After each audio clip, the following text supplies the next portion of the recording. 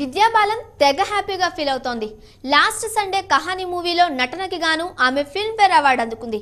ఇక కహానీ 2 మూవీలో ఎప్పుడెప్పుడు నటిస్తానా అంటూ ఈ ముద్దుగుమ్మ ఈగర్గా వెయిట్ చేస్తోందట. आपका हस्बैंड मेरे कंपनी में नहीं आया.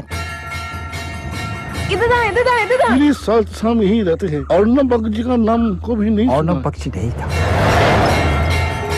प्लीज मदद कर दीजिए, प्लीज हेल्प. मुझसे रोज वो यही से बात करते थे.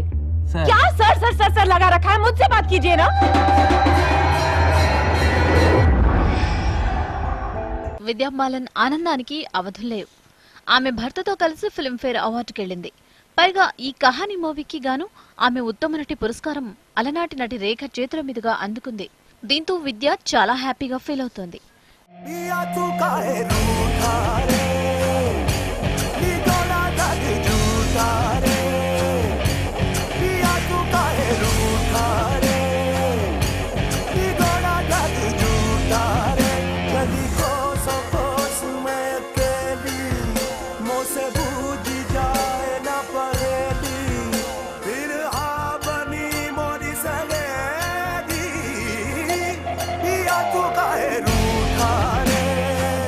కహానీ మూవీ సీక్వెల్ కోసం ఎప్పుడెప్పుడు మేకప్ వేసుకోవాలా అని ఆతృతగా ఉందని విద్యా బాలన్ అంటోంది.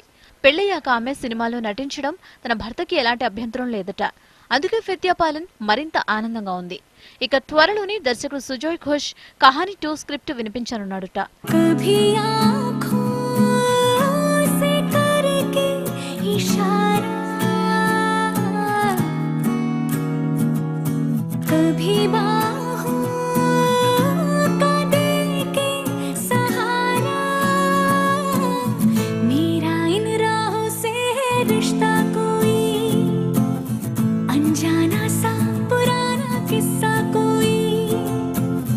इनसे जो पूछो तो कहेंगी ये मेरी कहानी.